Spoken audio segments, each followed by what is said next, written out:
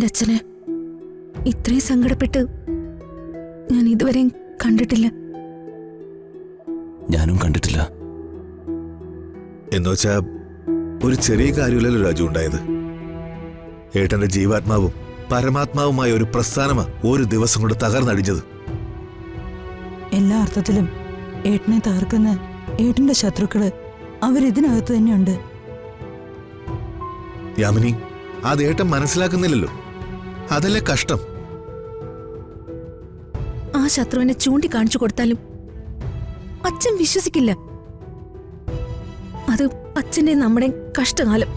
ഇത്രയും ദുഷ്ടത്തരവും ചതിയെല്ലാം ചെയ്തിട്ടും യാതൊരു കൂസലുമില്ലാതെ ഒരു പേടിയില്ലാതെ അവരിതിനകത്ത് നടക്കുന്ന അത്ഭുതം. അവരും മകനും എല്ലാ വേലത്തരവും പഠിച്ചു നടക്കുകയല്ലേ.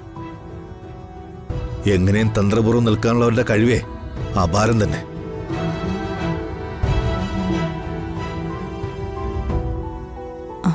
ഏട്ടൻ വരുന്നുണ്ട്.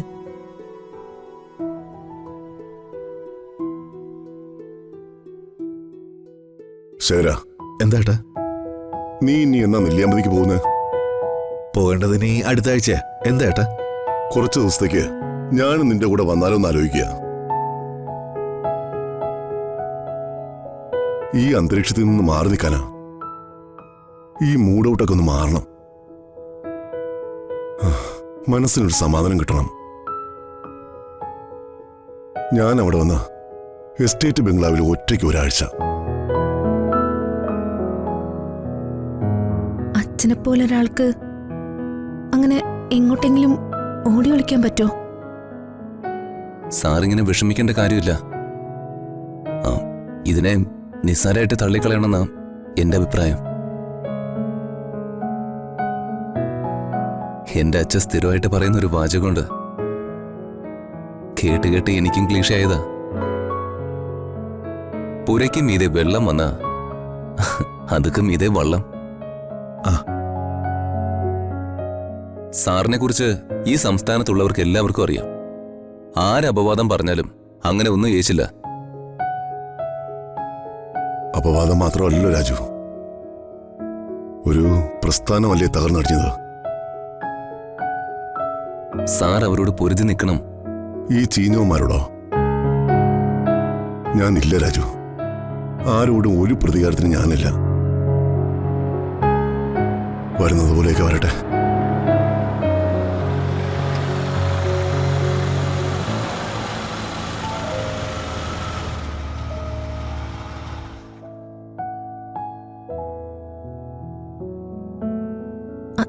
അച്ഛന്റെ മുഖം മാടിക്കണ്ട ഇവിടെ ഞങ്ങൾക്ക് എല്ലാവർക്കും വിഷമാവും.